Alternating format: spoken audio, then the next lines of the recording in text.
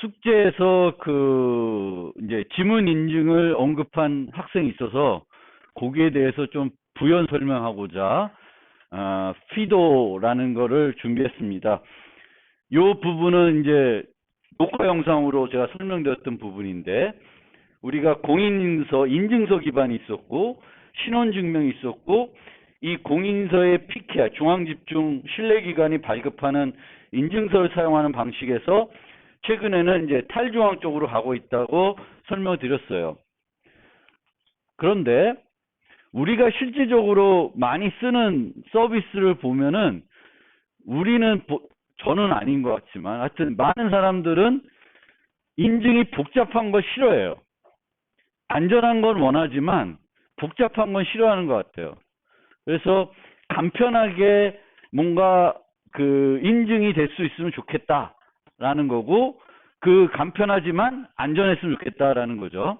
그거의 하나의 방법으로 요즘 많이 쓰는 게 FIDO라는 게 있습니다.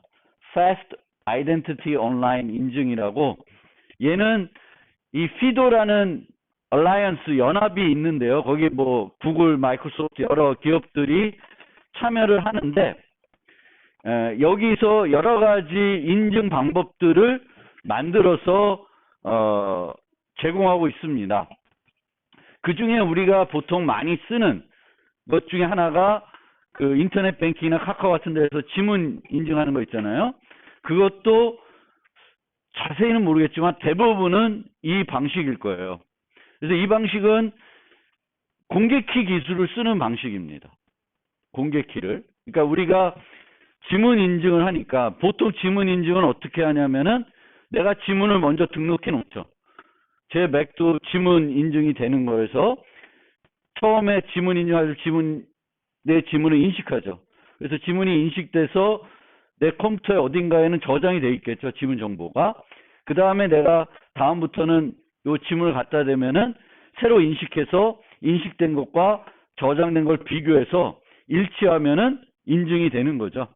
그런데 우리가 인터넷 서비스 할 때 뭐 카카오나 뭐 이런 거 쓸 때 간편하게 지문으로 인증하는 경우가 있는데, 그렇게 오해하지는 않겠지만 내 지문 정보가 카카오 서버에 있고 내가 여기 핸드폰에다 내 지문을 인식하게 되면은 내 지문 정보를 카카오 서버로 보내서 비교하나 보다 이렇게 생각할 수 있잖아요. 근데 그건 아닙니다. 그렇게는 동작하는 방식이 아니고, 특히 내 지문 정보 같은 것을 서버에 등록해 놓는 거는 바람직하지는 않죠. 그래서 이 지문 정보라는 것은 로컬에만 저장되어 있는 거예요. 그러니까 실질적으로 지문을 이용해서 서버가 나를 인증하는 건 아니에요. 어떻게 하냐면은 여기도 공개키 기술을 씁니다. 그래서 공개키 쌍을 생성해 가지고 그러니까 내가 카카오다. 예시로 들게요. 그럼 카카오에 내가 공개키 쌍을 하나 만들어서 카카오에 내 공개키를 등록해 놓습니다. 그쪽에는 개인 키는 없고 등록을 해놔요. 그러면 카카오 서버는 이 공개키가 김상진 거라고 등록해 놓는 거예요.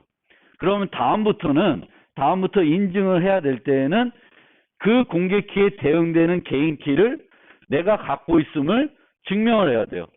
그건 뭐 개인 키로 뭔가 이렇게 간단하게 서명하면 되거든요. 그런데 그때 그러면 지문이 어떤 역할을 하냐면은, 우리가 예전에 공인인증서 같은 경우에는 패스워드를 쳤었죠. 패스워드를 치면은 개인키가 패스워드로 암호화돼서 저장이 되어 있었어요. 그러면 이 개인키를 갖고 와서 소프트웨어가 사용하려면 그걸 먼저 복호해 줘야 돼요. 그래서 패스워드를 입력하는 거고요. 여기서는 피도에서는 또 우리가 쓰는 그런 방식에서는 그 지문을 인식해서 지문이 올바르게 인식이 되면은 개인키를 쓸 수 있게 해주는 거예요. 그러니까 개인키를 활성화하는데 우리의 지문을 쓰는 거예요. 예전에는 패스워드를 썼었는데 지금은 지문을 쓰는 거예요. 그러니까 옛날에는 우리가 이 인증서를 사용하는 걸 좀 더 직접적으로 참여했다면 우리는 그냥 지문만 인식하면은 나머지는 소프트웨어에서 알아서 진행이 되는데 결국 이 알아서 진행되는 이 부분은 공개키 기술을 사용하는 거예요. 그런데 이런 피도 방식하고 우리 앞서 소개했던 PK 방식하고의 좀 큰 차이점은 뭐냐면은 PK 방식에서는 김상진의 공개키상은 하나예요. 하나를 갖고 여러 서비스에 똑같은 키를 계속 사용합니다. 인터넷 뱅킹할 때 쓰고 민원24 가서 주민등록 등본 뗄 때도 쓰고 뭐 다 쓰는 거예요. 같은 키를. 그런데 이 방식은 그냥 피도를 쓰면은 카카오 할 때 공개키상 하나 새로 만들어야 되고 뭐 네이버 로그인할 때 하나 만들고 다 만드는 거예요. 그러니까 공개키상이 각각 서비스마다 하나씩 만들어지는 거죠. 근데 그 공개키들을 내가 관리하는 건 아니에요. 예전에는 인증서는 내가 어떻게든 내가 어디다 저장을 관리해야 됐는데 지금은 각각 그 소프트웨어가 그냥 해주는 거죠. 관리를. 그래서 내가 키를 하나 쓰는 게 아니라 각 서비스마다 새로운 키들을 사용하는 거예요. 그리고 인증서를 써서 이 키가 김상진 키다라는 거를 확인하는 게 아니라 최초 등록할 때 이 키는 김상진 거라고 서버에 등록이 되어 있는 거죠. 그런 방식입니다. 그러니까 별도 인증서를 사용하지 않는 그런 방식이다. 이거 어떻게 끄지? 자, 이제 지금부터 알고리즘 개요 2부 세 번째 노트에 대해서 설명해 드리겠습니다. 두 번째 노트에서는 대칭 암호 알고리즘, 공개키 알고리즘 소개해 드렸고, 공개키 알고리즘을 쓸 때에는 공개키 인증이 중요하다 보니까 그 공개키 인증을 할 때 사용했던 PKI 그리고 오늘 피도까지 좀 설명을 드린 거고요. 자, 요번 노트에서는 나머지 암호 알고리즘들, 해시 함수, 맥, 전자사명 알고리즘에 대해서 설명해 드리고 이들 알고리즘의 안전성을 어떻게 우리가 따지느냐 거기에 대해서도 알아보겠습니다. 첫 번째로 설명드릴 게 해시 함수입니다. 해시 함수는 임의의 길이의 이집 문자열을 고정된 길이의 이집 문자열로 바꿔줍니다. 그리고 이 바꿔진 이 문자열을 우리가 해시값이라고 그래요. 해시값. 근데 이 해시값을 다른 말로 메시지 지문이라고 그럽니다.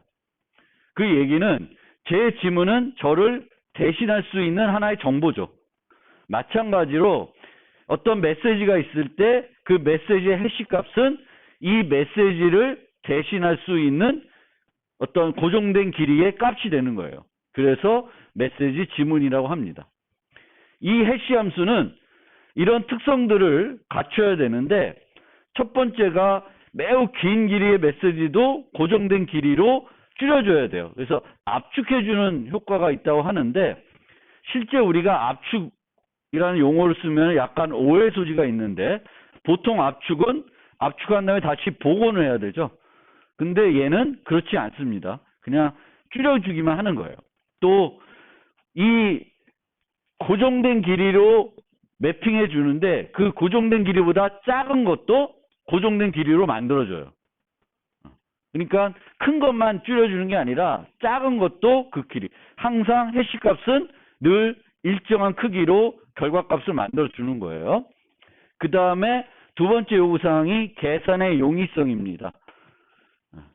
빠르게 계산할 수 있어야 된다는 거예요. X가 주어지면, 입력이 주어지면 이 입력을 이용해서 해시값을 계산하는 게 매우 효율적이어야 된다. 세 번째로는 일방향성입니다. X가 주어지면은 누구나 쉽게 해시 함수를 이용해서 HX를 계산할 수 있는 거예요. 그런데 HX가 주어지면은 이걸 뭘 이용해서 계산된 해시값인지는 찾을 수 없는 거예요. 찾을 수 없는 건데 여기에 보면은 X'이라고 썼잖아요. X'. 그래서 여기는 X라서 X'이라고 썼는데 그 이유는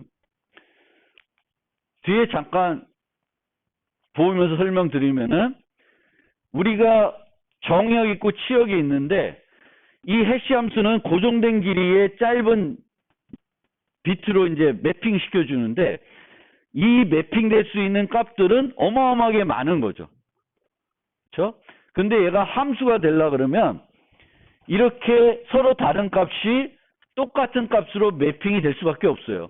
이쪽이 크니까, 어마어마하게 크니까 이렇게 똑같은 값으로 매핑이 될 수밖에 없고, 그렇게 매핑이 되면 충돌이 났다고 그래요. 근데 충돌 얘기는 좀 뒤로 하고, 우리는 지금 일방향성은 요 노란 거가 주어졌다고 얘기하는 거예요. 그럼 이 노란 거를 나는 얘를 갖고 계산할 수 있는데, 얘를 찾으면 깨졌다는 게 아니라 얘나 얘 아무거나 찾아도 깨졌다고 얘기하는 거예요. 원래 나는 이 값을 이용해서 얘를 계산했지만 이 값을 찾으면 당연히 깨진 거고, 이 값을 찾지 못하더라도 이 값으로 매핑이 되는 어떤 거 여러 개가 있을 텐데 그 중에 하나만이라도 찾을 수 있으면은 깨졌다고 얘기하는 거예요. 그게 일반성. 그래서 이것을 찾는 게 계산적으로 어려워야 되는 거죠. 불가능한 건 아니겠죠. 여러 번 하다 보면 나올 거예요. 근데 그 해봐야 되는 경우의 수가 너무 큰 거지. 그 다음에 아까처럼 설명드렸듯이 정역이 워낙 크다 보니까 충돌은 불가피해요. 그런데 이 충돌을 찾을 수 있으면 안 되는 거예요. 근데 이 충돌을 얘기할 때 두 가지로 나눠서 얘기하는데 약한 충돌, 강한 충돌이라는 개념을 씁니다. 여기서 더 찾기 쉬운 게 강한 충돌이에요. 그러니까 용어가 좀 헷갈리는데 왜 강한 충돌이라 그러면 얘가 어려우면 얘는 더 어려운 거예요. 그래서 얘가 어렵게 만들면은 안전해진다는 거예요. 얘와 얘의 차이는 뭐냐면은 뒤에 가면은 이제 생일 파라독스라는 얘기가 나오는데 얘는 생일에 비유하면은 얘는 김상진과 생일이 같은 사람을 찾는 거예요. 그러니까 고정이 된 상태에서 x가 주어졌어요. x가 주어진 상태에서 해시 함수는 누구나 계산할 수 있으니까 hx를 계산할 수 있는데 얘와 똑같은 값으로 매핑이 되는 x'을 찾는 거예요. 그러니까 김상진이 주어지면은 김상진과 똑같은 생일인 다른 사람을 찾는 거예요. 그럼 생일로 비유하면은 생일이 균일하게 분포되어 있다 그러면은 생일은 365일 중에 하나겠죠. 그러면 180명 좀 넘으면은 그 중에 한 명은 저랑 생일이 같을 거예요. 그 정도 비율이 되는 거예요. 그러니까 해시 값이 160비트다. 그러면 가능한 수가 2에 160승계가 있죠. 해시 값이. 그러면은 2에 159승계를 해보면은 그 중에 하나는 똑같을 거다라는 거예요. 그런데 강한 충돌은 그렇게 어떤 김상진을 고정해 놓고 하는 것이 아니라 여기 있는 사람들 중에 생일이 같은 임의의 쌍만 찾으면 되는 거예요. 이게 김상진과 같을 필요 없고 누구든지 같은 사람이 있으면 찾게 되는 거예요. 그거를 강한 충돌이라 그래요. 이것도 어려워야 되는 거고 얘는 생일 패러독스에 의하면은 루트를 씌워주면 돼요. 대략. 그러니까 365의 루트를 씌우면은 23명, 23명 정도만 모아놓으면은 그 중에 생일이 같을 사람이 있을 확률이 50%가 돼요. 매우 적죠. 아까 180명에서 23명. 아까는 2분의 1로 줄었는데, 그러니까 반으로 줄었지만 얘는 루트로 줄어들었어요. 근데 당연히 얘가 더 찾기 더 쉽겠죠. 이 그림으로 보면은 약한 충돌은 얘가 주어졌을 때 얘나 얘를 찾는 거예요. 근데 강한 충돌은 노란 거 2개 찾아도 되고 뭐 파란 거 2개 찾아도 되고 주황 거 2개 찾아도 되는 거예요. 어떤 걸 찾아도 찾은 거예요, 충돌을. 그래서 이런 충돌도 찾기 어려워야 돼요. 얘가 어려우면 얘는 당연히 더 어려울 거예요. 그래서 얘가 어려운 함수가 안전한 함수예요. 당연히 얘도 어려워지니까. 그러니까 얘를 기준으로 얘를 찾는 게 얼마나 어려운지를 따지게 됩니다. 이게 이제 강한 충돌. 그래서 충돌을 찾을 수 없어야 돼요. 그래서 해시 함수가 여기까지만 만족을 하면은 일방향 해시 함수다라고 얘기하고요. 여기까지 만족을 하면은, 즉 강한 충돌까지 제공을 하면, 일방향성도 제공하고 강한 충돌, 회피성도 제공을 하면은 충돌 회피 해시 함수다. 이렇게 얘기합니다. 그리고 우리가 주로 사용해야 되는 해시 함수는 충돌 회피 해시 함수입니다. 그래서 이 생일 파라독스 얘기. 그래서 생일 파라독스와 해시 함수를 연관시켜서 생각을 해보면은 이제 해시 함수가 주어졌을 때 입력은 사람의 생일이고 이 사람 생일을 1부터 365로 매핑해 주는 거예요. 그럴 때 아까 그 약한 충돌을 찾는 것은 김성진과 같은 생일을 찾는 거고 강한 충돌을 찾는 거는 임의의 쌍을 찾으면 되는 거고 이 임의의 쌍을 찾을 확률은 대략 루트를 씌우면 돼요. 실제 계산해보면 이 정도 확률이 돼요. Q개를 내가 가져왔을 때, Q개를 해봤을 때 이 정도의 확률로 충돌을 찾을 확률을 찾을 수 있어요. 대략 루트로 씌운 거로 생각하시면 돼요. 결과적인 값은. 그래서 160비트가 있으면은 해시 함수의 길이가 160비트면은 가능한 해시 값이 2의 160승인데 이제 같은 값을 매핑을 찾는 확률이 50% 되기 위해서는 반은 해봐야 되는 거고 같은 값을 매핑 임의의 쌍을 찾는 거는 이 정도 되는 거예요. 그래서 얘는 매우 그렇게 급격하게 차이가 나는 거죠. 그래서 얘를 기준으로 우리가 이 길이를 결정해야 돼요. 그러니까 이 정도 노력하면은 충돌을 찾을 수 있는 거죠. 이 정도 노력하는 게 현재 컴퓨팅 수준에서 가능하냐 안 하냐 따져봐야 되는 거고 2의 80승이 좀 부족하다 그러면은 얘를 늘려야 되겠죠. 얘를 현재는 256비트를 쓰는데 그럼 얘의 안전성은 256비트 안정성이 아니라 128비트 정도의 안전성을 갖고 있는 거예요. 충돌에 관해서는. 그래서 해시 함수는 이런 특성을 갖고 있고요. 그럼 해시 함수가 어디서 쓰이냐? 블록체인에 쓰이는데요. 이 해시 함수가 어디서 쓰이냐면은 첫 번째로는 전자서명할 때 쓰입니다. 전자서명 뒤에서 살펴볼 텐데 전자서명은 문서를 입력으로 받아서 키를 가지고 그 문서를 암호화하게 됩니다. 근데 앞서 살펴본 우리 비대칭 암호 알고리즘을 살펴보면은 이 결과되는 암호문의 크기는 뭐에 비례하냐면 문서의 크기에 비례해요. 1기가짜리를 암호하면은 1기가 이상은 돼요. 같거나 더 커진다는 거예요. 그러면 1기가짜리 메시지를 서명하는데 서명값이 1기가야. 그럼 문제가 있겠죠. 그래서 그렇게 하지 않고 1기가짜리 데이터, 매우 큰 데이터에 서명하고 싶으면은 그 문서 자체에 서명하는 것이 아니라 이 문서를 대신할 수 있는 작은 값을 이용하는 거예요. 그 작은 값이 뭐냐면은 그 문서의 해시 값이 되는 겁니다. 문서 대신에 문서의 해시 값에 서명하게 되면은 서명하는 비용도 빨라지겠죠. 작은 메시지, 고정된 길이의 작은 메시지 서명하니까 빨라질 테고 서명값의 크기도 작아질 거예요. 고정되겠죠, 늘. 그래서 이점이 있습니다. 그런데 이때에는 충돌 회피성이 매우 중요해요. 왜냐? 만약 내가 HM 메시지가 M이에요. M 메시지에 서명하는데 해시에서 서명을 했어요. 근데 내가 충돌을 찾을 수 있어. 그럼 어떻게 되는 거예요? 원래는 M에 서명했는데 나중에 뭐라고 우길 수 있어요? 나는 M에 서명한 것이 아니라 M 프라임에 서명했다고 우길 수 있죠. M 프라임의 해시 값이 HM과 같으면은 M을 서명하나 M 프라임 서명하나 결과는 같겠죠. 그래서 해시 함수를 이용해서 우리가 서명을 해서 여러 가지 이득을 얻는데 이때 사용하는 해시 함수는 뭐가 돼야 돼요? 충돌을 찾을 수 없어야 돼요. 충돌을 찾을 수 있으면 위조를 할 수가 있어요. 내가 아니라 다른 사용자인 경우에도 이 메시지를 갖고 있는데 이 HM과 충돌이 되는 M 프라임을 알면 이 서명과 M 프라임을 제시해서 A가 M'에 대해 서명했다고 주장할 수 있어요. 틀린 게 아니죠.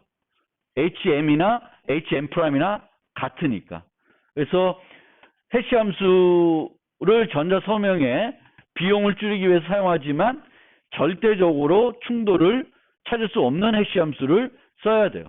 뭐 우리가 암호학적으로 사용하는 해시 함수들은 다 충돌 회피 해시 함수니까 이제 되는데 그렇습니다. 그 다음에 무결성을 보장할 때도 해시 함수를 쓸 수 있습니다. 여러분들이 해시 값을 많이 봤을 거예요. 소프트웨어 다운로드 할 때도 해시 값이 제시되어 있어요. 그 웹페이지 해시 값이 제시되어 있어요. 그 얘기는 내가 다운받은 exe 파일이나 뭐 설치 프로그램을 다운받은 다음에 그거의 해시 값을 계산해서 웹페이지에 등록되어 있는 해시 값하고 다르면 어떻게 되는 거예요? 나는 엉뚱한 파일을 받은 거죠. 잘못된 파일 받은 거예요. 그런데 그 등록되어 있는 해시값, 홈페이지에 공개되어 있는 해시값하고 내가 갖고 있는, 내가 다운받은 파일의 해시값이 같으면은 거기서 주는 맞는 파일을 다운받은 거죠. 그때가 바로 무결성을 검증하는 거예요. 그러니까 이 M이 M'으로 바뀌면은 해시값도 저절로 바뀌게 되는 거예요. 뭐 우연히 같아질 수 있겠지만 그럴 확률은 매우 적은 거니까 무시하면은 메시지와 해시값을 보관해 놓고 있어요. 그러면 나중에 이게 바뀌었나 안 바뀌었나 변조했나 보면은 그 파일이라고 합시다. 그러면 파일과 있으면은 그 파일을 다시 해시해보고 저장되어 있는 해시값과 비교해서 틀려. 그러면은 그 사이에 뭐가 일어나는 거예요? 변조가 일어나는 거죠. 변화가. 예전에는 이런 식으로 또 바이러스를 검출도 했어요. 왜냐하면 예전 바이러스들은 exe 파일에 침투해서 코드를 바꾸거든요. 코드에다가 악성 요소를 넣는 거죠. 그러면은 원래 exe 파일하고 바이러스에 감염된 exe 파일은 같지 않겠죠. 그러면 내가 오리지널 exe 파일의 해시값을 갖고 있으면 내 exe 파일들이 변했는지 안 변했는지. 변했다는 거는 뭐예요? 바이러스에 감염된 거지. exe 파일이 변할 이유는 없는 거잖아요. 내가 새로 다운받지 않는 이상. 그래서 그런 식으로 무결성을 체크할 때 해시 함수를 쓸 수 있습니다. 근데 문제는 뭐냐면은 공격자가 해시 값이 어디 저장되는지 알고 있으면은 뭘 하면 되냐면 메시지를 바이러스 심은 다음에 해시 값도 바꿔놓는 거예요. 그러면 바뀌었는지 알 수가 없죠, 우리는. 그래서 이렇게 했으면은 그런 문제가 있어요. 그러니까 공격자들이 해시값까지 같이 바꿔버리면은 또는 뭐 이후에서 바꿔버리면은 그게 바뀌었는지 안 바뀌었는지를 확인하기가 어렵게 되는 문제가 있습니다. 그래서 그럴 용도로 이제 뒤에 있는 맥이라는 걸 쓸 수 있습니다. 맥이라는 함수는 이제 설명드리겠지만 해시 함수와 거의 똑같은 함수인데 해시 함수는 입력으로 뭐만 받아요? 메시지만 받아요. 그런데 맥은 메시지와 키를 사용해요. 그러니까 메시지와 키를 사용하게 되면은 이 해시 값을 계산하려면 뭐가 필요해? 키가 필요하죠. 그럼 내가 이렇게 저장하지 않고 M 이렇게 저장해 놓으면 공격자는 이 M을 M'으로 바꿀 수는 있지만 이게 변조 안 됐다는 것이로 인식되려면 뭐가 필요하냐면은 요게 필요한 거죠. 그렇죠? 근데 이걸 만들려면 뭐가 필요해? 이 키가 필요한 건데 공격자는 키가 없으니까 이걸 못 만드는 거예요. 그러면은 그냥 해시 함수 쓰는 것보다는 맥을 쓰는 게 더 안전하겠죠. 그래서 그 맥은 좀 이따 또 설명드릴 텐데 어쨌든 무결성을 할 때도 우리가 해시 함수를 많이 쓰깁니다. 실제 많이 쓰고 있고 여러분들이 많이 그 해시 값들 같은 거 인터넷에 그 소프트웨어 다운로드 받을 때 많이 공개가 되어 있어요. 그 다음에 또 많이 사용되는 용도가 패스워드 해싱할 때 써요. 패스워드 해싱은 원래는 우리가 패스워드와 그 암호를, 그러니까 계정명과 패스워드를 서버로 보내면은 내가 등록된 패스워드가 맞는지 확인하잖아요. 그런데 이 패스워드를 그대로 서버에 저장해 놨다고 치면 그냥 전달된 거를 비교해 보면 되죠. 문자를 비교를 해 보면 되는데, 문제는 패스워드를 웹서버나 이런 서버에 그대로 패스워드 그대로 저장해 놓으면은 이 파일이 대단히 중요한 파일이 돼요. 왜냐하면 이 시스템에 누가 침투해가지고 패스워드 파일을 가로채면은 사용자들, 그 서버에 접속하는 모든 사용자의 뭘 알게 돼? 패스워드를 알게 되죠. 그래서 그 문제를 보통 해결하기 위해서 어떻게 하냐면은 패스워드 저장하는 것이 아니라 해시 값을 대신 저장해 놓습니다. 그러면 이제 어떻게 확인하냐면 패스워드를 내가 상진 바보하고 입력해서 보내면은 이 값을 비교해서 하는 게 아니라 이 바보를 먼저 뭘 해야 돼요? 해시를 합니다. 해시를 하고 이 해시 값과 저장되어 있는 해시 값과 비교해서 두 개의 해시 값이 일치하면은 통과를 시키는 거예요. 이게 패스워드 해싱. 그러니까 패스워드 해싱은 서버에 저장되어 있는 패스워드의 안전성을 높이기 위해서 사용하는 방법인데, 나중에 11장과 설명드리겠지만 단순하게 패스워드 해싱한다고 해서 안전성이 그렇게 높아지지는 않아요. 여러 가지 추가적인 장치를 해야 됩니다.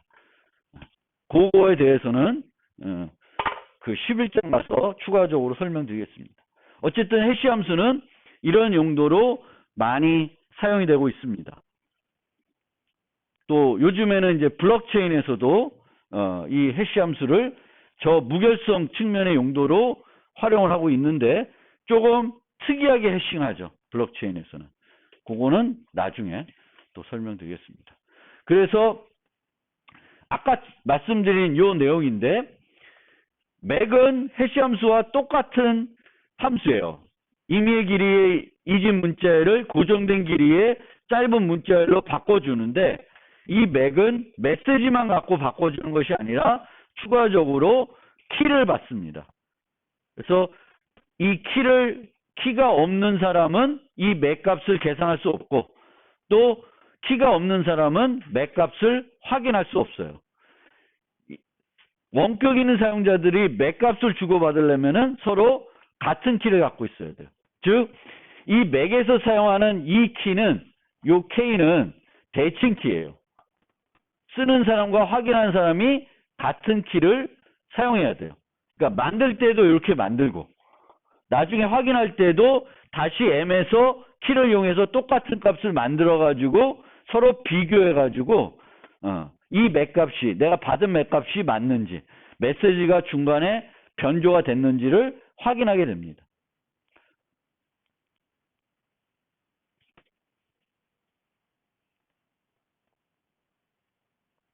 요 얘기는 여기서 한 거고요. 그래서 이 맥을 만드는 방법은 뭐 새로운 알고리즘을 만들어서 만들 수 있는데, 주로 사용하는 게 요 두 가지 방법을 씁니다.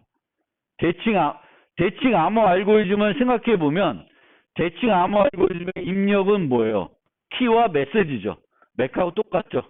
그래서 그 암호 알고리즘을 활용해 가지고 맥을 만들 수도 있습니다.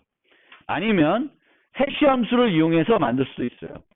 해시는 메시지만 입력받으니까 메시지만 해시하는 게 아니라 키를 거기다 어떻게 잘 결합해서 키가 노출이 안 되게, 위조가 어렵게 사용하면은 또 그걸 이용해서 맥을 만들 수 있습니다. 그래서 그렇게 해시 함수를 이용해서 맥을 만드는 그런 맥 함수를 HMAC이라 그래요. 해시 함수 기반 맥, HMAC.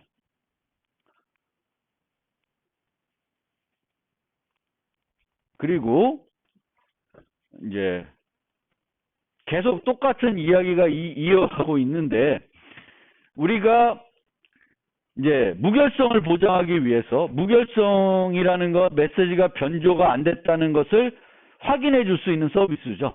방지할 수 있는 서비스는 아니고 누구나 그 메시지들은 조작할 수 있으니까 무결성 서비스라는 거는 메시지가 조작됐나 안 됐나를 확인할 수 있도록 해주는 건데 그걸로 우리는 이제 해시를 쓸 수 있는데 해시를 쓰게 되면은 약간 취약하죠. 왜냐하면은 공격자는 메시지와 해시 값을 다 바꿔놓으면은 수신한 측에서는 이게 변조됐는지 안 됐는지를 확인할 수 없습니다.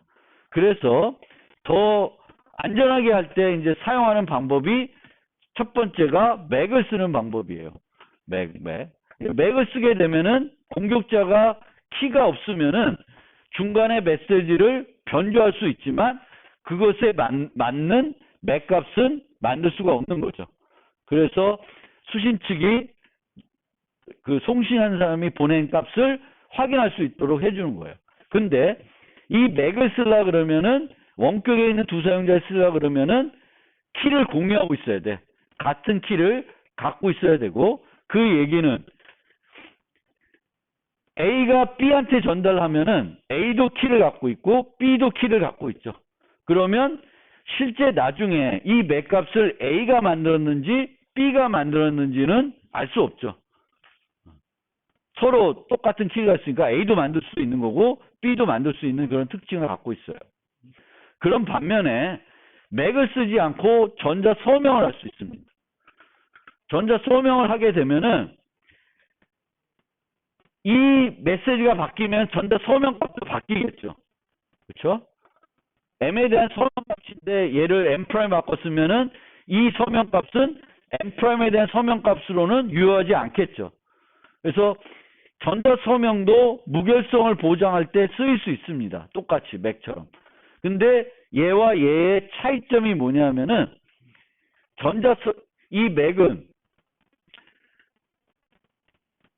A와 B가 주고받으면 A와 B가 동일한 키를 갖고 있어야 돼요.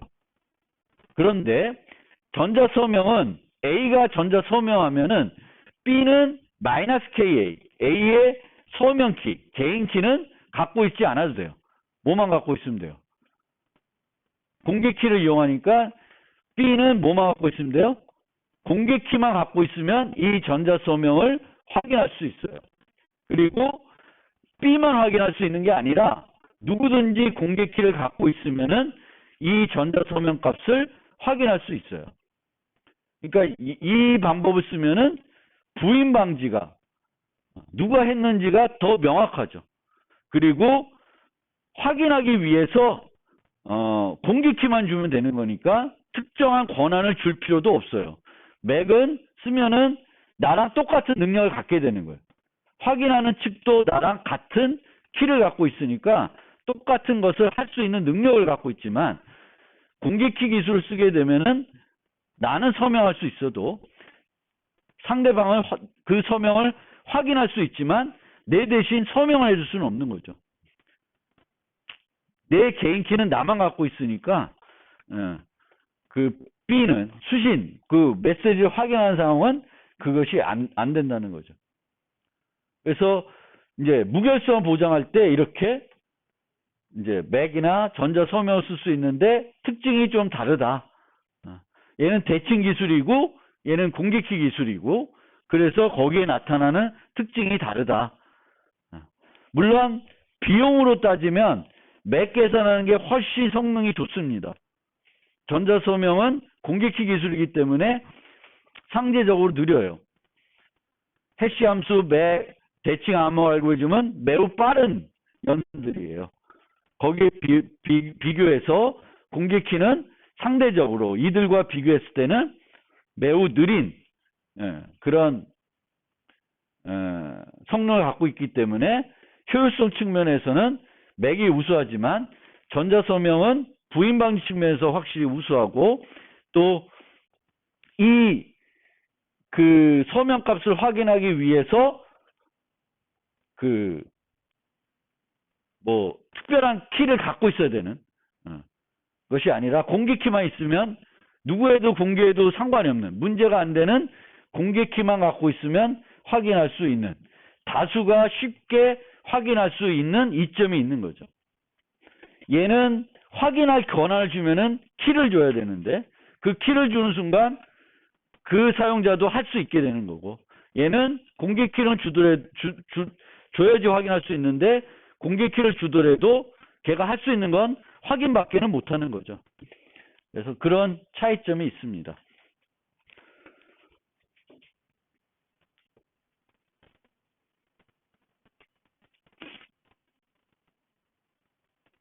그리고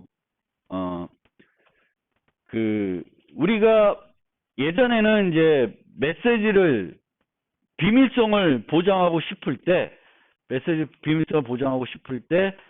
메시지를 그냥 암호화해서만 줬어요. 근데 메시지를 그냥 암호화해서 주면은 이 메시지의 무결성까지는 보장이 안 돼요. 중간에 변조될 수 있다는 거죠. 암호만 하면.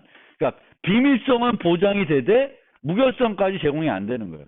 그런데 내가 메시지를 상대방한테 전달하면서 비밀성뿐만 아니라 무결성까지 보장하고 싶다.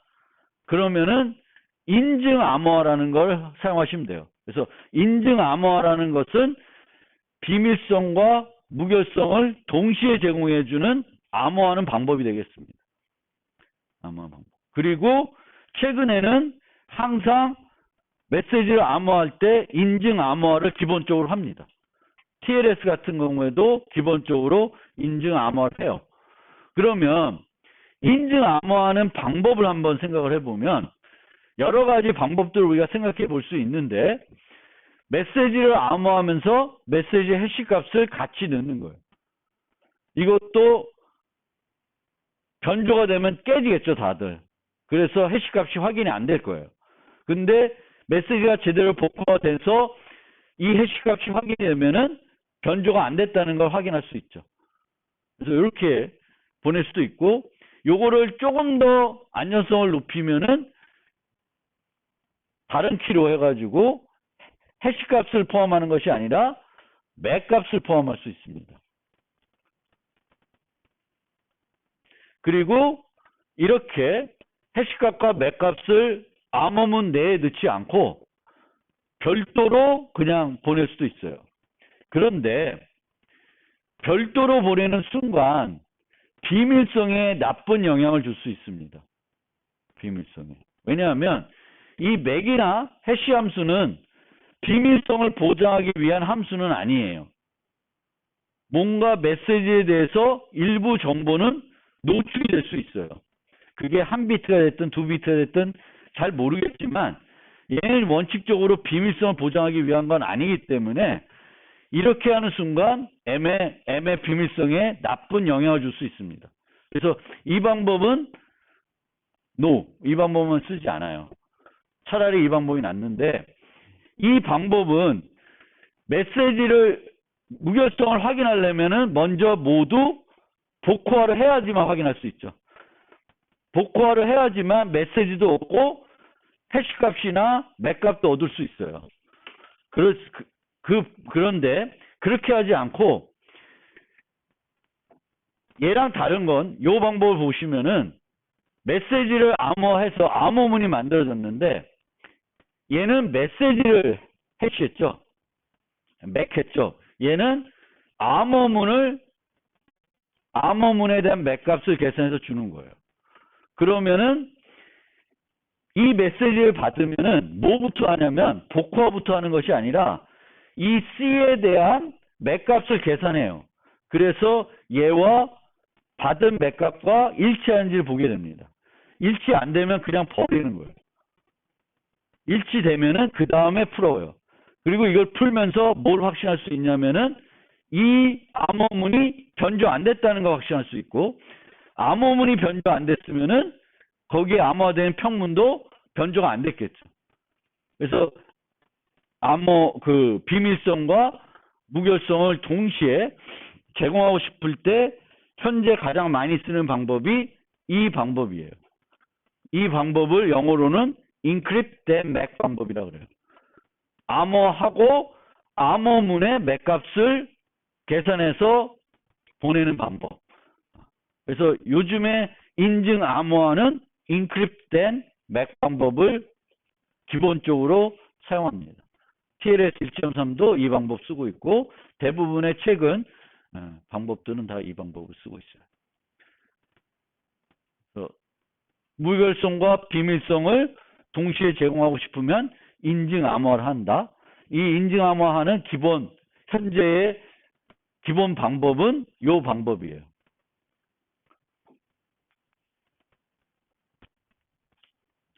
자, 그 다음에 이제 전자서명 마지막 알고리즘입니다. 해시함 설명드렸고 맥 설명드렸고 이제 전자서명에 대해 좀 더 자세히 설명드리겠습니다. 전자서명은 원래 우리가 손으로 서명을 하죠. 그러니까 손으로 뭔가 전자적으로 하지 않았던 거를 전자적으로 이제 바꾼 거죠, 서비스를. 그렇죠? 뭐 지금은 옛날에는 손으로 하던 거를 이제는 많이 이제 컴퓨터를 이용해서 하게 되겠죠. 정보통신 기술을 이용해서 하게 되는데 이런 경우에는 기존에 하던 게 있어요. 컴퓨터 이용하지 않고 그거를 이제 정보통신기술 써서 이제 정보화로 바꿨습니다. 그러면 원래 그 서비스가 제공했던 요구사항을 얘도 제공을 해야 되겠죠. 손으로 했던 서명인데 이걸 전자서명해. 그럼 손으로 서명할 때 우리가 얻고 싶었던 어떤 기능들을 전자서명도 제공해 줘야 되겠죠. 그렇죠?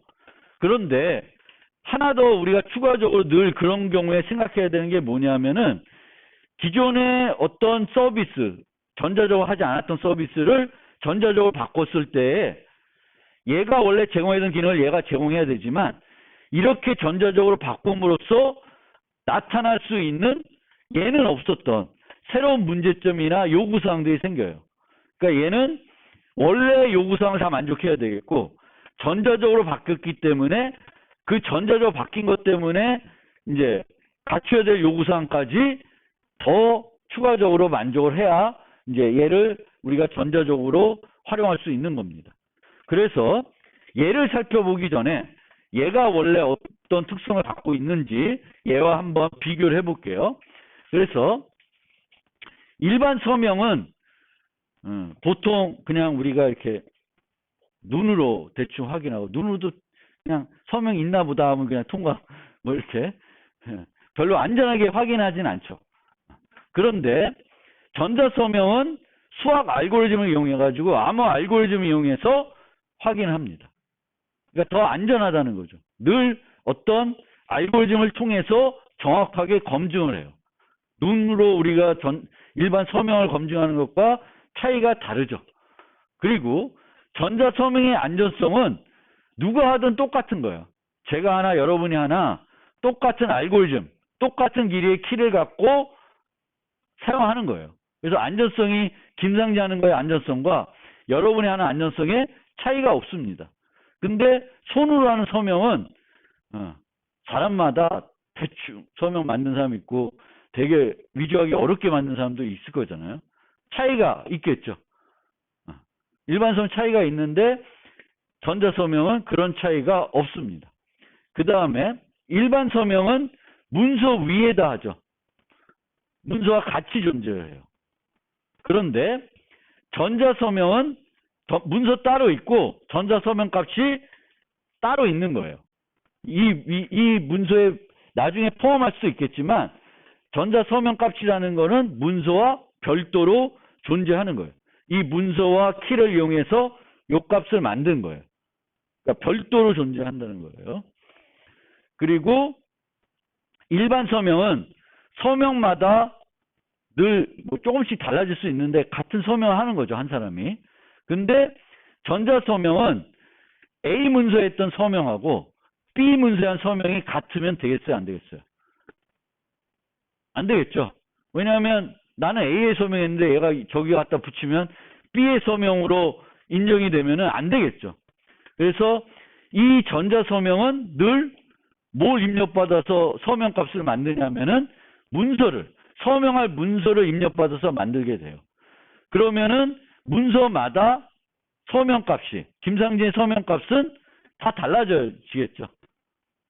근데 손으로 하는 서명은 제가 할 때마다 조금씩은 차이 나지만 같은 서명을 하는 거죠. 그런 차이점들이 있습니다. 당연히 전자서명은 디지털 정보이기 때문에 원본, 사본 개념이 별로 없죠. 그러면 그런 걸 이렇게 좀 생각해보면서 전자서명의 요구사항을 한번 생각을 해보면 위에 있는 요 세 개는 일반적으로 우리가 일반 서명이 제공해 주길 기대하는 요구사항이에요. 첫 번째는 인증. 김상진 서명하면 김상진이 했다라고 확인하는 거죠. 서명이 있으면 김상진이 동의한 거니까. 그런 인증 기능이 있어야 되는 거죠. 그런데 이 인증이라는 거는 어떤 서명값이 있으면 이 서명을 보고 아 이거 김상진이 했구나, 홍길동이 했구나, 누가 했구나를 확인할 수 있어야 되는 거니까 똑같은 문서에 대해서 김상진이 할 수도 있고 또 홍길동이 할 수도 있는데 그러면 홍길동이 한 서명과 김상진이 한 서명은 같으면 되겠어요, 안 되겠어요? 달라야 되겠지. 그러면은 이 전자서명도 각 사용자마다 똑같은 문서에 서명하더라도 달라져야 돼요. 그러기 위해서 위조가 가능하지 않아야 되니까 서명 키를 씁니다. 키를 쓰는 거죠. 그 사용자가 갖고 있는 키. 그러면은 앞에 있던 내용과 결합을 해보면은 결국 전자서명도 뭘 입력을 사용해서 만들어지냐면은 키를 이용해서 만들어야 되겠고 문서를 이용해서 만들어야 돼요. 두 개 다 이용해서 만들어야 됩니다. 키를 이용해야 되는 이유는 사용자마다 다 달라야 되는 거고 또 한 사용자가 하더라도 문서마다 서명값은 달라야 돼요. 그래서 키와 문서를 이용해서 전자서명값을 생성해야 되겠고 이 키가 없으면 서명값을 만들 수 없어야 됩니다. 그래서 인증, 위조 불가 요 두 가지는 그 키에 의존하게 되는 거죠. 그렇죠? 그 키가 없으면은 키를 통해서 이제 확인하는 거고 어떤 키를 써서 만든 서명이지 그걸 통해서 누가 했는지를 확인하는 거고 위조 불가는 그 키가 없으면 못 만들게 해서 위조할 수 없게 만드는 거고 부인 불가 그 키를 가진 사람은 김상진밖에 없다고 하니까 부인할 수 없는 거죠. 나중에 서명해놓고 난 안 했다. 근데 이 부인 불가에 대해서 여러분들이 그 좀 뭐라고 해야 돼? 어쨌든 제대로 이해하려 그러면 이전에 그 인증서 얘기할 때 폐지 여부 얘기했었잖아요. 폐지 여부. 그러면은 우리가 카드를 분실하게 되면 신고를 하죠. 신고를 하고 그러면은 이 분실한 시점이 있는데 요 사이에 있는 어떤 거래들은 실제 김상진이 한 건지 이거를 분실해 가지고 다른 사람이 쓴 건지는 확인하기가 되게 어렵죠. 뭐 다른 걸 이용하면 확인할 수 있는데 상당히 그 부분이 조금 어려워요. 부인 방지도 똑같은 개념이에요. 만약에 누가 나를 협박해서 아니면 내가 실수로 내 키가 노출이 됐어요. 그러면 김상진이 실제 한 것이 아닐 수도 있죠. 그리고 김상진이 했는데 오히려 나 잃어먹었어. 누가 나 칼 이렇게 들이대가지고 내가 줄 수밖에 없어서 막 이렇게 얘기하면은 확인할 길이 없잖아요. 그렇죠? 그래서 부인 방지는 기본적으로 이 키는 그 사람이 갖고 있다라는 전제 하에서 되는 거고 이 사람이 키를 분실했다, 도난당했다, 협박당해서 뺏겼다 이렇게 되면은 그 부분에 대해서는 기술적으로 검증할 수가 없고 어떻게 해야 돼? 법 같은 걸 써야 되는 거예요.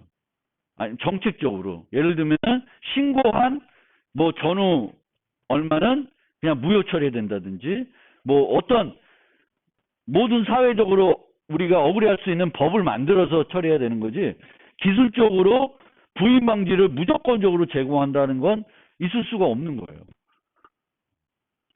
키는 내가 뺏길 수 있는 거니까 그리고 분실할 수 있고 누가 획득할 수 있는 거니까 그런 측면에서 이제 부인 방지를 제공하는데 그럼 100% 부인 방지가 되냐? 그건 아니죠. 그건 아니라는 거 그렇게 좀 이해해 주시고, 그 다음에 이 두 개는 재사용 불가와 변경 불가는 기존의 일반 서명에서는 있을 수 없는 일이에요. 여러분들이 서명된 걸 이렇게 잘라가지고 여기다 붙여. 그럼 그걸 서명을 인정해줘요? 인정해줄 수가 없죠. 근데 전자서명에서는 문서가 있고 서명값이 따로 있으니까 얘를 떼다가 다른 데다가 같이 문서 주면서 이 문서의 서명값이 이거라고 주장을 할 수 있죠. 그러니까 이 둘은 전자적으로 바뀌었기 때문에 나타나는 새로운 문제점들이에요. 해결해야 되는. 그래서 제가 말씀드리고 싶은 거는 기존 서비스를 우리가 전자적으로 바꿨을 때는 기존 서비스에서 제공해야 됐던 기능들을 당연히 전자적인 것도 제공해야 되지만 여기서는 나타나지 않았던 여러 가지 상황들이 전자적이에서는 나타날 수가 있는 거고 거기에 대해서도 보완이 돼야 되는 거죠. 장치가 있어야 되는 거예요.